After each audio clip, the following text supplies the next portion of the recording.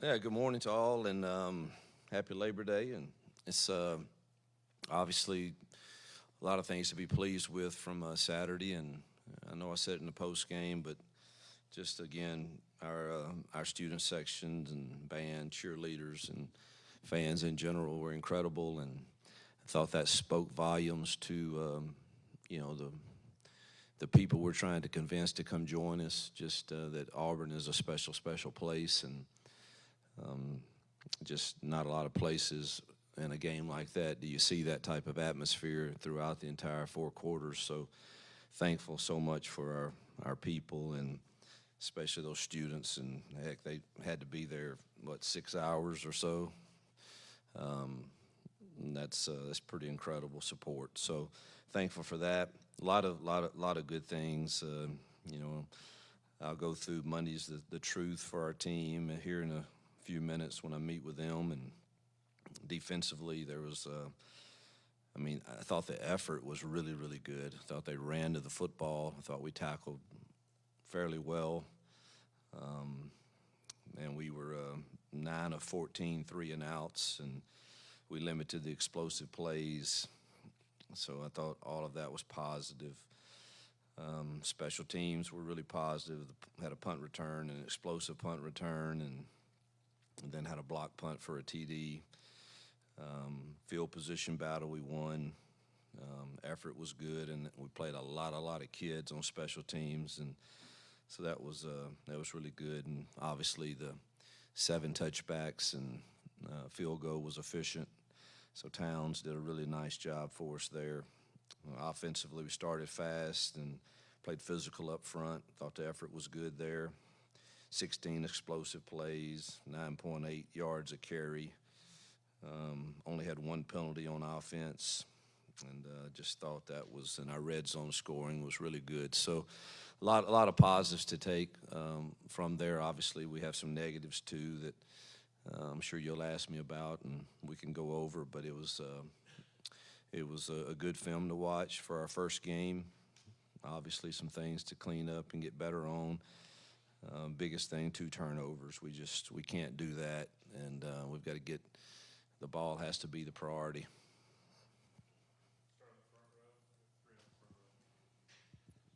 Coach, looking forward to Cal. How much of what you've seen on tape so far that you're worried about from last year? Or is your approach the same? Is this the same Cal team that you're facing? Or Defensively, it's the same. Justin Wilcox is one of the better defensive coordinators in the nation, has been for years, and Peter Sermon is with him, which both of those guys have been in Power Five conferences for a long time and done a really nice job, and they did a great job against us last year. And so they have quite a few returners on that side, and both those defensive ends are really, really talented. 44 and 7. You've got to have a plan for those guys. Linebackers are aggressive, play hard, and athletic in the secondary. So they certainly will they play us the same exact way they did last year. I don't know, but last year they were basically saying we're going to make you have to throw the football and win some one-on-ones, and we struggled to do that some. Now we turned it over. We had some really good runs in that game, but we turned it over way too many times in it, and so we'll see. I mean, we've studied every game that they played from last year and yesterday for the most part, and this morning. They didn't do that the entire year, but that was their plan against us, and so we'll have to see. But I don't think it's going to be like it's not some mystery of what they're going to play. They're going to play some even front. They're going to get in some bear, and that's kind of who they've been. And they do a really nice job. He'll have a good plan, I'm sure, and it'll be a good challenge for us to see kind of where we are offensively. Now, for our defensive staff, it is totally new coordinator, tempo, spread, empty a lot. Just it's you have one game to go on. with the new coordinator, but obviously we know where he came from and can use some of that too. But it is we're going to have to get ready for tempo when they go fast, and it's so that creates problems with communication, and we've got to make sure we're communicating very effectively. But it's they are new offensively. It's different. Big quarterback, strong, good arm, can throw it. So it'll be another challenge for us. Do you expect Rakes to be available on Saturday? And then I think we saw Champ leave the game sort of toward the end. Do you have an update on him? Yeah, Champ has been struggling with a calf strain, and we really just want to. He probably could have played more snaps, but we just wanted to make sure we're trying to get him as healthy as possible also, and I do expect Isaiah to be ready. Tyler gets the start, left tackle, plays a good bit. Some shuffling around. What do you think of his play and then the play of the offensive line overall on Saturday? I thought it was solid. I thought we protected well, kept the quarterback clean, and then the run game was efficient, obviously, with 9 yards. I thought Percy's snaps were really good. Tyler made a few MAs, but overall I thought he was pretty solid. So it's good to see both of them play well. Coach, your thoughts on the play of the defensive line? I know Bobby Jameson Travis got a start. Just thoughts on how he earned that job. Yeah, we rotated a lot of guys in there and thought they were solid against the run. We didn't crush the pocket quite as well. We didn't call too many pressures really early on, and they were getting rid of the ball pretty fast, so it wasn't as bad as maybe I felt post game. But I thought the inside guys played really well. I guess just building on what you said about the defensive line, if you see that rotation, kind of getting smaller, or do you think it's going to continue to see 6 to 7 guys each game? I continue to see 6 to 7 guys in there, I hope.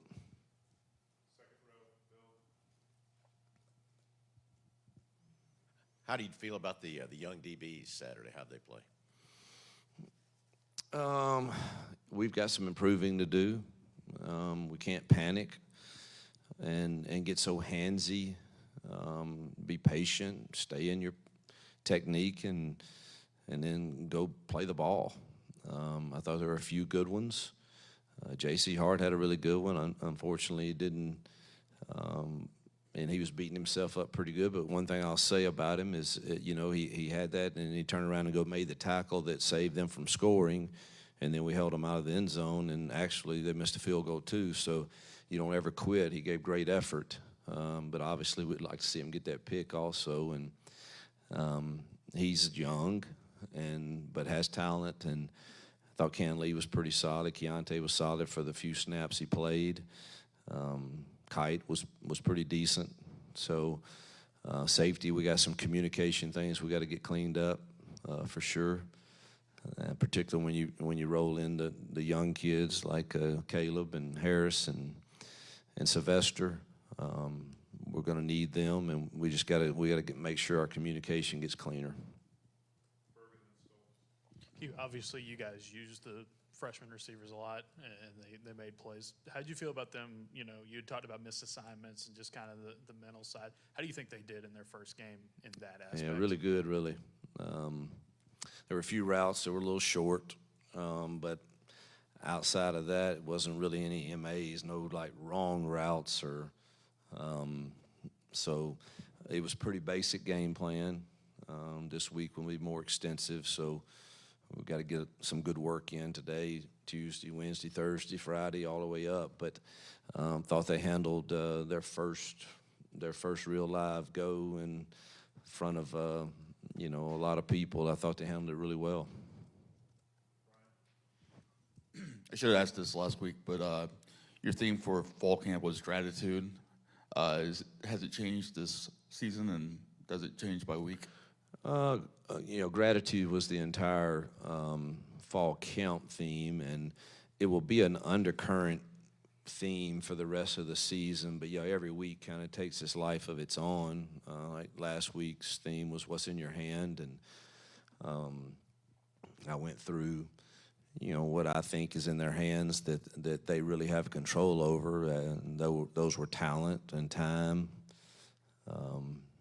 our culture's in their hands.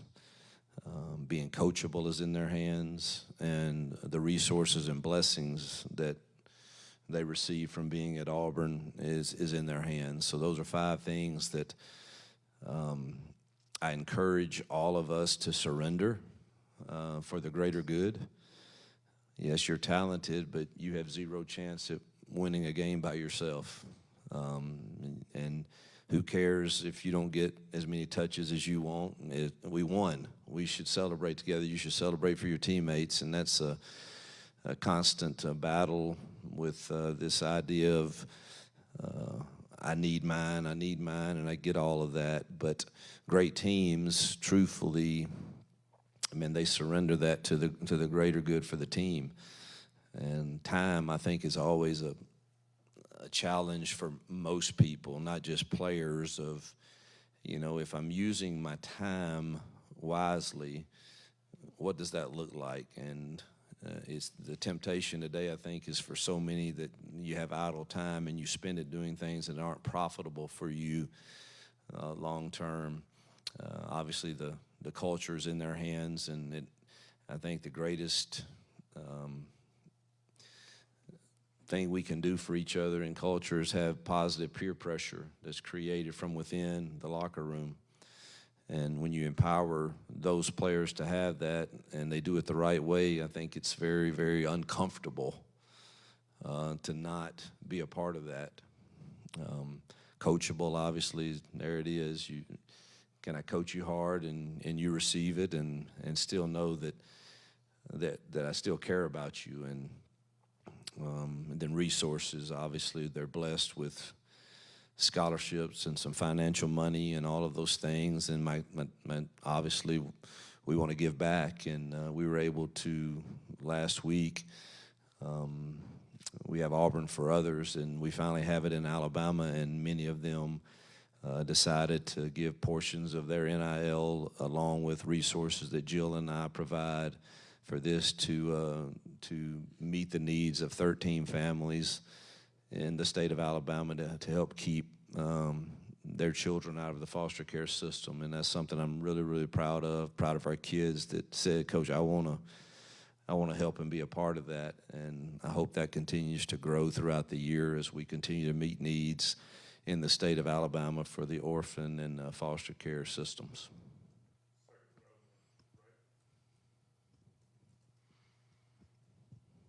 Coach, how do you feel like the capability of your offense was to score in such a multitude of ways, and does that impact your game planning going forward, knowing that you have options? I mean, I don't think there's any substitute for confidence. And if our kids believe in the game plan and believe that the plays that are going to get dialed up are solid, good calls, that our guys have a chance to win and make explosive plays like we did Saturday night, I think that's great. And we took a step in that direction. It's going to be more challenging as you move forward against, more equitable competition. And we're working hard this morning on trying to figure out what that looks like for us this week and what our young kids can handle. Because us coaches, we get in there and we got 1,000 things on the board that all look good, but that's impossible for that to all be a part of it. So I think that's the greatest challenge we have right now is let's hone in on the things that we know they can do and maybe present different pictures of how we get there. And hopefully that'll continue to grow confidence in that, and we can add more and more as we move forward. Coach, there were a few times on Saturday where even after good plays, you were on Peyton pretty hard, and you talked about it a little bit Saturday night about, just seeing things differently, especially against better competition. Have you had a chance to talk to him yet about any of those things? And if you haven't, what are you going to tell him? Oh, yeah, I talked to him right after the play on the sidelines. But and now we got those iPads over there where I can, or Jesse, if I'm busy or if there's a timeout, I go and say, do you see what I see? And Peyton can take the hard coaching. I wish the camera wasn't on me all the time, and my wife got on me about one of those. But it was a third down play that I know how critical those downs are in coming weeks, and I expect him to get those right, and I think that's a positive that he should take. Is if I didn't believe he should get those right, I wouldn't be quite as upset, but I expect him to get that right 95% of the time on certain things that I was upset with the other night.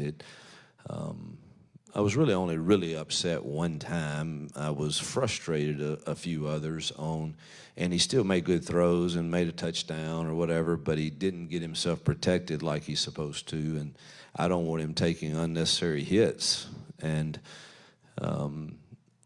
I've made it clear I believe in him, and with that, though, comes the expectation that if I know we have thoroughly discussed something, then the expectation is you get that right. He handles that fine. Hey, Coach. Just wanted to get your overall thoughts on the performance of Hake Brown, and obviously when the competition steps up, if he is thrusted into the starting position, do you have confidence that he could lead the offense as capable as Peyton has? I'm confident in him. The guy's a gamer. I think he was 3 of 5, and with one drop right in the hand, so he should have been 4 for 5. And when the RPO was supposed to be thrown, he threw it. When it was supposed to be handed off, he handed it off. We weren't calling a plethora of things at that point, but the things that got called, he was 100% on execution. So confident. Holden missed one. Other than that, he executed well. So I'm confident. Coach, obviously similar position to last year, a big win heading into this Cal game. Offense take a step back in that game. Does this feel like a moment, especially for that unit, to show the difference from last year to this year? And you spoke about confidence earlier. Where is that confidence with this unit, especially winning those one-on-ones? Well, they're really confident right now, I'm sure.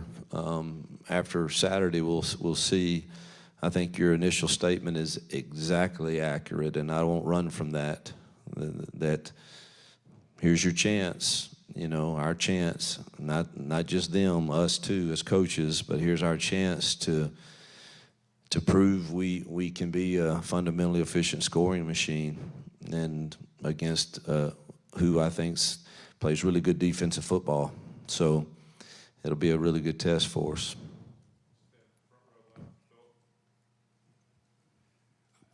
You have been a head coach twice in the SEC and twice in the Group of 5. Could you just talk about the difference in those two levels as far as a coach, as a head coach? Game planning is the same, other than at this level, they're bigger and faster, and it made like we better have a plan for 44-7. That may not be the case in every Group of 5 that you play, but I don't think there's much difference really in the game planning, the play calling, the fronts. There's only so many defenses you can run, so many offenses you can face, and I think coaches are all good. There's good coaches at every level that have their kids prepared. It's just you get in this league and it's bigger and faster and stronger, and you got to make sure your calls make sense with matchups, particularly in critical downs. Well, recruiting's a beast. Yeah, totally different. Yeah, that's the biggest difference. You just nailed it. Recruiting is it is a nonstop, never-ending battle in this league. Even if you have great commitments like we do, it's just it's a battle. It's not near the same at a Group of 5 with that, for sure. Coach, you said repeatedly in the fall that at some point the tape has to become the resume.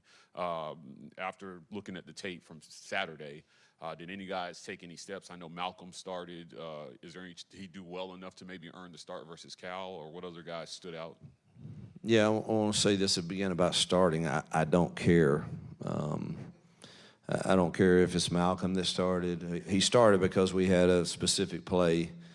Robert probably is going to start most games because of the experience, but it literally is a free rotation between Robert, Malcolm, and Sam at that slot position, and rotating those outside guys between Perry and Dre and Cam and Camden and Caleb. We feel confident.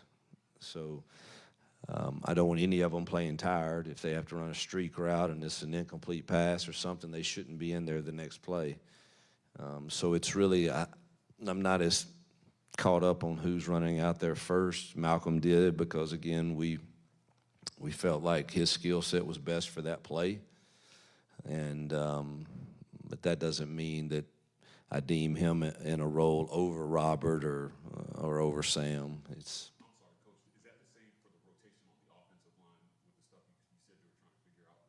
No, O-line's quite different than receivers. Receivers free rotate, but when we start a possession with the O-line, they're going to roll that possession. And do I want to keep them fresh? Yes, and rotate some bodies, but that's kind of pre-planned, like, hey, the third series, we're going to do these subs. It's not quite like the receivers where, man, play in, play out, you could have a different guy out there. You mentioned how this Cal defense is very comparable to last year. Do you, at any point this week, go have a chat with Sam Jackson about some of that, or is that not something you're going to do? I may talk to him, but I see what they're doing and I think I have a good feel for what they've done. You don't know exactly when they're going to do it, but I know when we put 12 personnel out there, this is kind of, defensive guys don't change too much as far as this is how you treat 12 personnel as opposed to 11 personnel or 10 personnel. And now your fronts could be quite different, but I don't know that Sam would have an idea of when they're going to get in the bare front or when they're going to get in an even front. And but I'm sure probably our defensive guys would talk to him more than I would. What do you think of the linebacker play? Looked like those guys had a pretty strong game. Dorian and then Robert Woodyard has been a guy that's continued to produce. What did you see out of those guys Saturday? I thought they tackled well. I thought our drops in zone need work, but I thought they played hard and they tackled well. But we got to work on our pass drops for sure. Keontae almost housed that punt return, stepped out of bounds. How comfortable are you with him being your primary guy at punt return, knowing that he's, one of your key defensive guys this season as well, and he's had some injuries? Yeah. We need him back there. He's dynamic and has proven he can change field position for us. So, we want to get him as healthy as possible, but we need him back there for sure. I thought Dre was solid at catching it, so was Upton, but Keontae has proven he can change the field position back there. Coach, thank you. That's it.